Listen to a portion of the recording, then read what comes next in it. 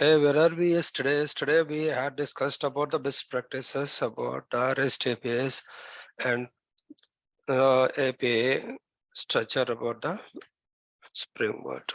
Okay, now today we'll cover the rest of things, how this Spring Boot is designed and the layers and what each layer and what is the importance of the layer.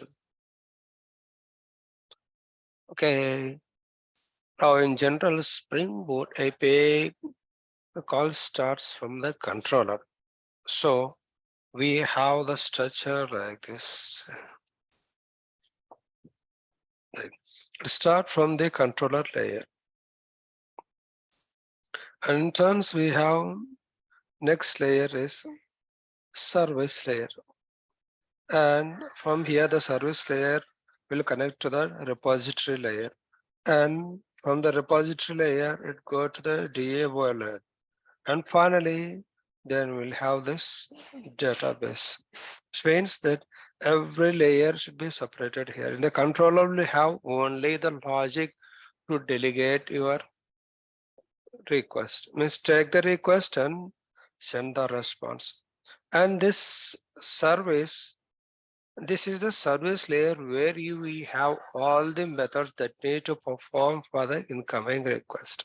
For example, if it is employee design, they could get the employee, update the employee, delete employee, get list of employees, and so all these methods. And there is a implementation of this. Means for this interface have the list of methods, and this implementation contains all this implementation, method implementation. And finally, we have a repository layer. This repository layer will actually connect to the backend system to get the data for the query. What queries are here you have, right? That queries based on this action. The repository, it will connect to the database. For example, if where method is get employees, means we have a find all method which all built-in methods are there. You no need to write any query to get the data from the database. Okay, now let's see how this works with a real-time application. Now as told you, this is the controller layer where it takes the request from the client and delegate the request to the corresponding layers to get the data. So for that, as we discussed, that first thing is employee service, right? From here, it is going to service as the list of methods in this interfaces. If you look at this implementation, it is connecting to this implementation. Here we have this repository. It means from here again, it is going to this repository classes. Yes, this is repository. This repository again, we don't have any implementation say on our own. Since we are using Spring Data JPA support, we are extending the JPA repository. So which means we are using built-in methods which JPA supports. Here you don't need to write any methods here. So this guy automatically provide all the methods available here. Okay, I will show you that how it is. Okay, now coming to this controller, it is same as our web servlet. Actually, controller is nothing but a servlet, nothing same. So controller takes all the requests and process the responses.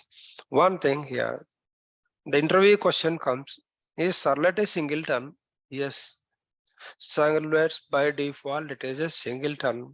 Why? Because for every request, for any number of user requests, there is no separate instance will be created. Only one instance will be created for any number of requests. So by default, servlet is a singleton scope.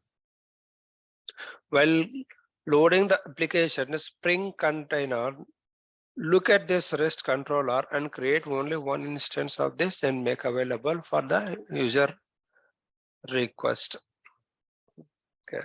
Now let's see how the request is going here. Before you call these methods from the employee service, you have to auto-void that. Why means we are injecting this dependency controller, employee controller have a dependency employee service, which means it is depending on the employee service to get all these details corresponding to the request. Employee, the moment to send the request to employee controller, get all employees or create employee or whatever, maybe blah blah. Then this employee controller depend on the employee service, which means that is a dependency. This dependency we have to auto-write us, which means something like if we want to call some class methods, then we have to create the object of that method. It is something like a normal use case, right? Create employee like this. So this is how we create object, right? Using make keyword. But using SpringBoot, AutoWire help us to inject that dependency to this dependent class with the help of AutoWire.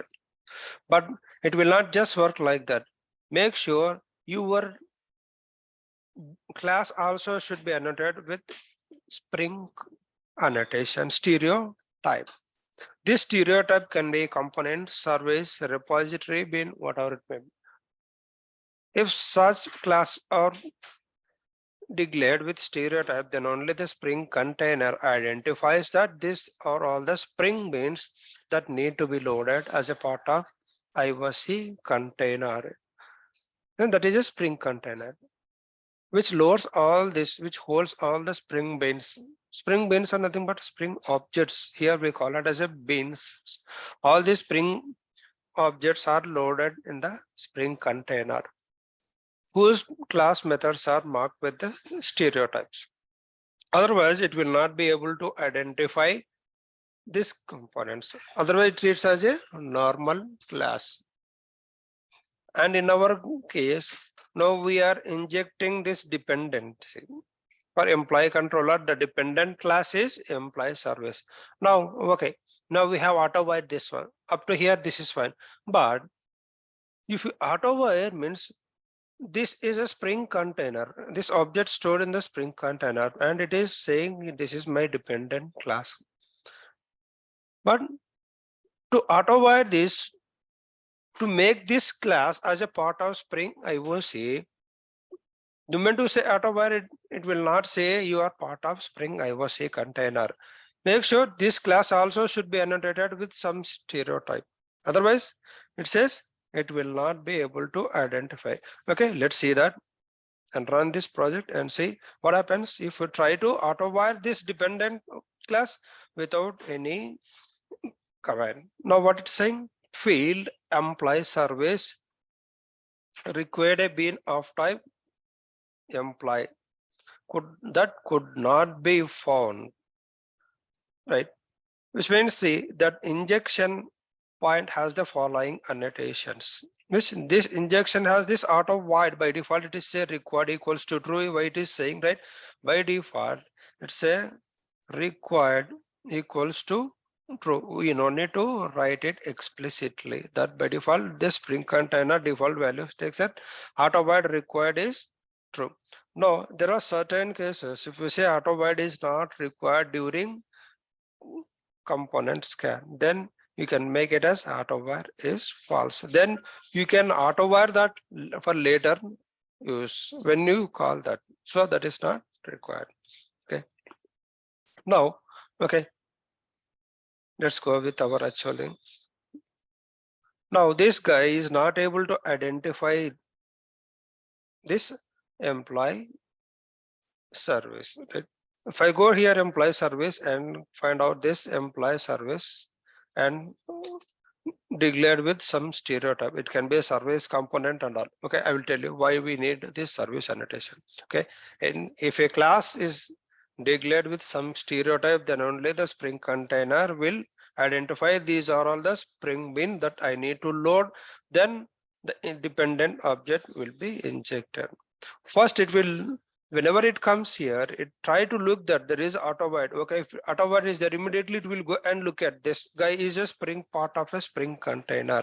If yes, then only it takes. Otherwise, it will not able to proceed further. Then your application stop loading. Okay. Now this is how dependency will work. The next thing is that the using of annotations, these stereotypes also are important. You cannot just declare something. Make sure it should be meaningful. We have different stereotypes are there to use at the different layers. One stereotype is controller or REST controller that is used for controller classes. And the next thing is employee service. This is actually a service class, right? So all your business logic to the current request will be embedded here in this. So we have to have this service annotation or service stereotype only. If you look at this service is a stereotype that is derived from the component called at the rate component. This component is the root stereotype. All this service repository bin, all these are our child attributes, child stereotype of this component. Component is the root or stereotype in this Spring. That's also any class that will be treated as a Spring component. Okay. If you don't know, that class is kind of okay, it's just a component, like so it's a bean class. You want to make that class as a Spring bean, as a part of Spring bean, then that time you can go with the Spring at the rate component stereotype. Otherwise, if you are not you are sure this is your service class which hold your business logic, then declared with proper stereotype as service. And why they have given it here is this is implementing this employee service. If you give this naming conventions proper, it is easier to identify. For example, now here I have given this employee service as just service, then this cannot be then. For example, now I go here and change something as service. What I do then, this naming convention is not proper. So we have to follow some proper naming conventions to while injecting the dependencies. Okay. Now, when you say this service and this service, it not say there is no being identified, but however, when you are consuming this service, that then you started facing issues. Always, please, whatever you are use this as a part of employee service, map it here. Sometimes in real time scenario, this is not just with a single, it might be more lengthy, right? You cannot have this lengthy object. Okay, then create small keyword here as a service in the brackets. Okay, map that to this one, so it is easy to identify this. Okay. Next thing is, after service, we have a repository layer. In the service class, we are depending on the repository. So this is JPA repository class, right? So to identify, to say that this is my JPA repository class, you have to use at the rate repository stereotype. Then it says this is your JPA repository. It behaves as a repository class. Here mostly you never have any methods in here. If you want to have a custom methods, right? You want to write a custom queries at which JPA is not supported, then you can go ahead with this, so that this repository will make a connection to your queries and execute that. Which means here you don't need to create any connection to that. All the queries that are placed inside this repository class will have this database connection and execute your queries. That will be taken care by the JPA repository. That is the reason that we cannot just place our queries outside somewhere on that. If you don't extend this one, and if you try to execute your queries here, right, then it will not execute anymore, because it requires a connection to the database to execute your queries. That is the reason, right?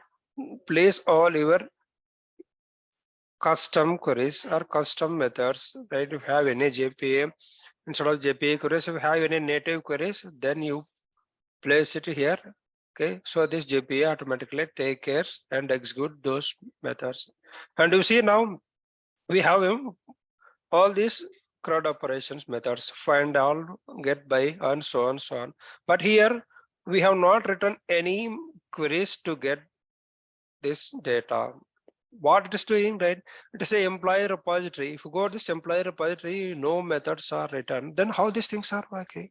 That is the power of Spring Boot. That is the magic with the Spring Boot. It automatically get all the required queries for you based on the given method. Internally, this Spring Boot provide the actual query. If you say find all means find all the records pertaining to this employee repository. But how it is saying that we have mapped that object here. Find all this JPA repository holds this one, right? It contains all these methods. Okay, I will come like this employee. Find all records related to this employee by ID. First, you have to map it here. This find all methods automatically check the employee object in the database table. And when you say this employee table is not there in the database, that how it identifies now we have created the employee here. That it in the database, it will look at the employee. Is the employee table exist or not? For example, now if I change the employees here, now run this application and see during component scan, right? It checks that, right? All these classes marked with the stereotypes gets loaded, and it also automatically it checks how these classes are there or not. Okay, but this will not say that you are performing operations on these queries. This will check during runtime. When this gets called, you see now, if you open a Postman and send the request,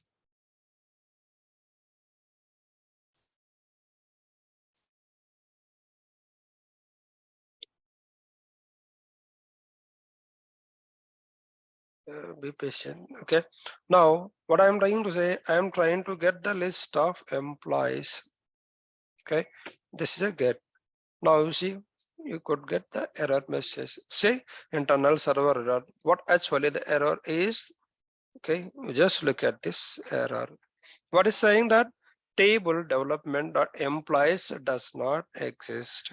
And this is the schema development, and employees, we are trying to pull the data from the table which does not exist. So whenever this case, this guy go and find all get query, which means then it go here and say, and that is a lot of things are there.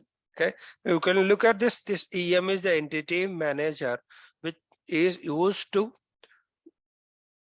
make a connection to a query, and this query is provided by JPSC. It is a domain class, is the class which you are supplying it here. Okay, now let's debug this one and I will show you that. Okay, let's go back and correct this.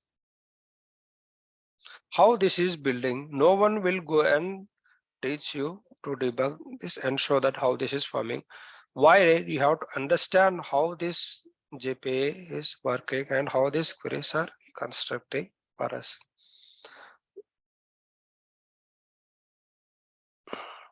Okay, now come back here and put a breakpoint and here and send the same request. Now the breakpoint has come here. Now go there. Now see, this is the framework code which we cannot see the updatable. If you type something here, it will not allow us. Now you see this specification null and the domain class we are sending. See, this is the class we are sending. Employee is the entity class. There's based on the domain class, it create a object. See now in this criteria builder, what it do, right? It do a lot of stuff here, right?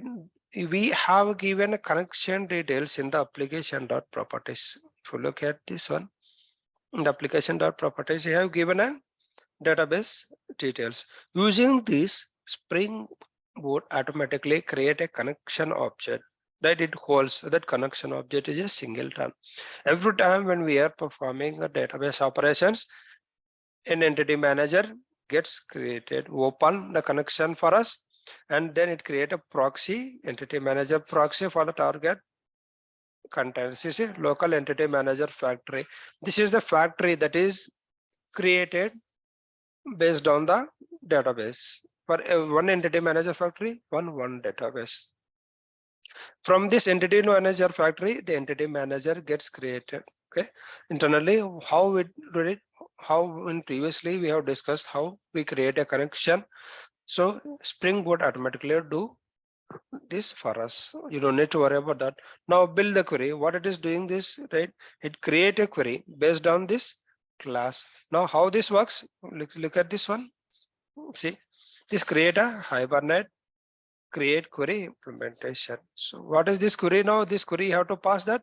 This will fire the query here. Go here and see, doing a lot of things here. Query builder, and finally it execute that and return the result for us. Now here this go and execute the test and return the data. So this result list is the one which we are getting back to our application. So when you say finally here, right, this employee list will retrieve the list of records. So this is how JPA is building a query for us. We don't need to worry how it is constructing. As we seen, right, for one method, similarly for all the methods, find by ID also, right? Again, it takes that ID, right? Domain type. What is the domain class we are passing? According to that, then they have a return method. They have written some methods to build the query that. So this will automatically take care and build a query, and finally result object will be returned back to our client. So this is how Spring Boot help us, okay, to develop applications fast. So the productivity is too high. Like this, we have our normal native queries also, we can write it here, and that native queries also will be mapped to JPA. This will automatically take care to execute those native queries. So this is the power of JPA repository. Now coming to this, now all these employee crowd operations are there. Now in what we are doing this in employee get employees, it is expecting getting all the records from employee table, and this is get by ID, and this is to create. Okay, to create that, what we need, that's we have the data in this format, and we are sending the data in this format. Say this one, you have to send the data in a particular format. What no, how do you decide that format is that object? We have to have one POJO that need to hold all these values that you are sending as a part of your request. And we talked about one Lombok jar. What does this Lombok jar is? There is a Lombok dependency in our form.xml file. If you see this one Lombok, it is a open source jar file which will help us to element to write a lot of boilerplate of code. You no need to write any setter getter methods for all this your project class. As you see this one, I don't have any set get methods, constructors, toString methods, so on, so on. Right? How these things are working? If you look at this one, right? This employee details, it is having a constructor. It says here, right? This is like a this is a constructor only, right? With multiple parameters. But if you go here, employee details, I don't see a constructor here. Who is doing this one? Because of this annotations, all arguments constructor means you can have any type of constructor with any number of arguments. Now, what happens, right? If you don't use this one, let's assume you have 3 fields at current instant. Later, if you add 2 more fields, right? Every time this, you have to generate a set get methods, and you have to regenerate a constructor with that many arguments. If you want to have a new constructor with minimum number of parameters, how you do? Again, you have to go back to the code, again regenerate the constructor for your requirement. So that is a lot of code is required to work with your beans. Using this Lombok support, you no need to have to do this. You see this one, all these setter getter methods, data, all arguments, no arguments is coming from the Lombok chart. It automatically generate all the required stuff for us. Set get methods, all argument constructor, all arguments constructor means it have the capacity, it supports to generate the constructor with no attributes and single or two dynamically.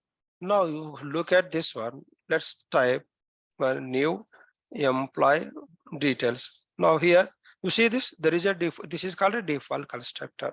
Now what I'm doing, I just pass some values 1 2 3 comma and employee name is something. I don't have a two parameter constructor. Okay, now this is having multiple constructor. It is undefined. Let's see what is this saying. This is integer and first time. So if you are keep writing constructor like this, right, then again you have to go your bin and write the constructor. Those things are not required here. Now they have a parameter constructor and the default constructor. Okay, no, you have not any constructor defined it here. In general, what you do, you have to say constructor using fields constructor or this, right? You have to do like this. And if there is a change in the data type, right here, now I have an integer. If I change to long, then what you do, again you have to generate the methods, setter get methods and constructor everywhere you have to change. And you could see the exception here also. See now, like this the code gets impact here. With the help of this Lombok, you cannot have this type of errors. In simple terms, you can say Lombok help you to eliminate a lot of boilerplate of code. Can you see this one? What is this? See, generate setter getter methods for all useful to string hash code equals method that checks all non-transient fields. Right? You can see this one. This is doing all this stuff for us. Right? And also somewhere you see that it eliminates a lot of boilerplate of code.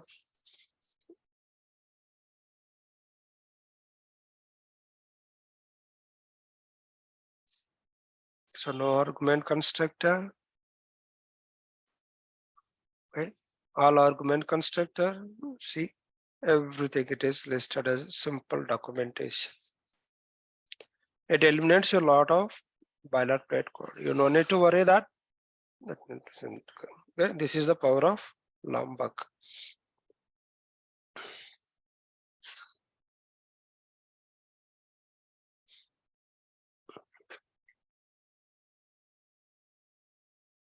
What's been wrong here?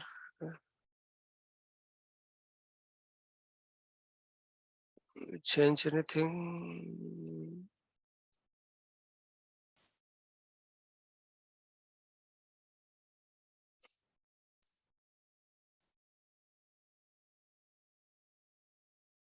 Oh, sorry, some discrepancy. Okay, it is a refresh issue.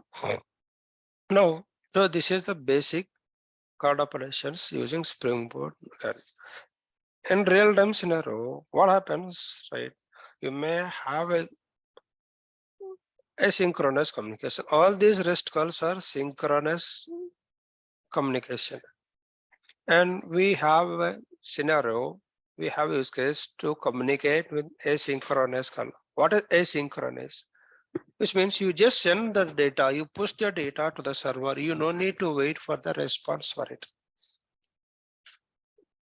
So that is called as asynchronous communication. How you do that? Using message streams. What is the Kafka, ActiveMQ, RabbitMQ, and so on. Now we will start with the ActiveMQ. ActiveMQ is a open source messaging broker which takes the incoming message and send that to the destination. For that, what you need to have a software, one software to be downloaded. That is not exe also. You don't need to worry about to be installed. You just download that. Okay, that version is ActiveMQ 5.7. You just download and keep it in your desktop and go to the Windows 64 or 32, whichever the operating system you are using. Go there and just give command as ActiveMQ. This one ActiveMQ ActiveMQ.bat. So it's run the server. Now for this we have a user interface also. What is this user interface looks? Just go here and copy. This is a URL to show the interface. Okay, by default username and password is admin. Okay, now manage ActiveMQ broker. You can see the list of options available later to this ActiveMQ. See, you have queues, topics, subscribers, connection, network, schedule, senders. Here, using queues and topics, we will be sending messages. Now, JMS queue, I have already created. Let me show you that how it is that. Now, once you have this software downloaded, this to communicate with this software to this ActiveMQ, to integrate this ActiveMQ to your application, you have to give all these specific ActiveMQ details to your application, which means you have to configure that. First, where you do, first you have to go to the application properties and see that what is that. This is the broker URL. What is, instead of HTTP, I give TCP. It is called Transmission Control Protocol, because we are not sending the messages using HTTP. There is a TCP protocol. This one, you see, this one, this call. This is a name of the resource computer. Instead of that, you can that gives as a local host. Okay, this is the connection URL, broker URL, and username password is admin. So this you have to specify it here. Then you have to connect to this. How you connect this one? There's a configuration class. You see this one, JMS configuration. Make sure if Springboot, if you have any connection specific details in that class, you mark that as annotation as configuration. Make that before all other components loaded, first this get loaded first. It will give the highest preference, highest priority to this configuration annotation, and then and go ahead with the configuration, which means like it says that this is the configuration class, this is the configuration application configuration that need to be loaded first, and then other details. So here this is the method that used, right, to create a JMS factory. What I'm saying, this one, say default JMS listener factory. Any software contains a factory to control that, and that factory returns the connection. It means it return open a connection for us to communicate to that. And you just say JMS listener factory, it is a bean bit. It has to be loaded as a part of our bean. That's why it is as a bean. Like our employee controller would say, right, Spring service MPL, we are saying, right, this service MPL. Spring container, it treats as this is one of the Spring component. The same way, using bean, we can create the Spring beans. The difference of this bean and the component, they will ask interview. What is the difference between the @bean, component?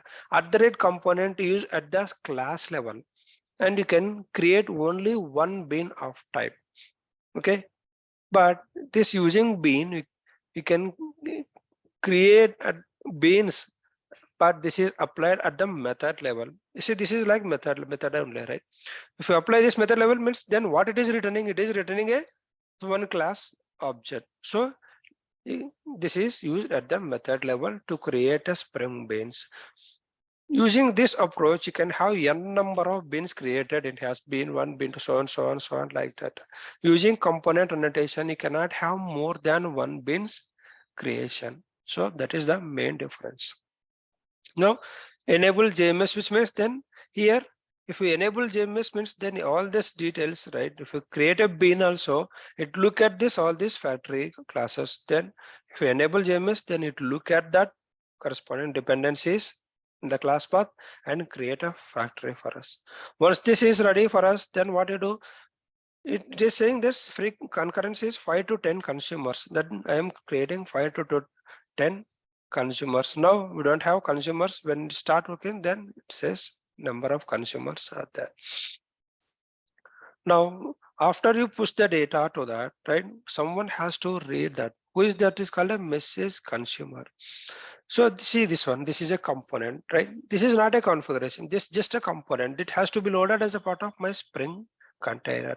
Here what we do, this JMS queue, you have to create one queue name to where the messages you are pushing.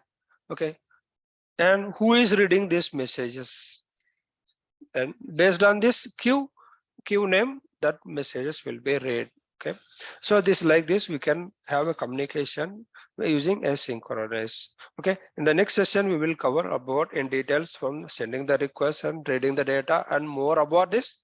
Okay, ActiveMQ, okay, in detail in a separate session. As of now we will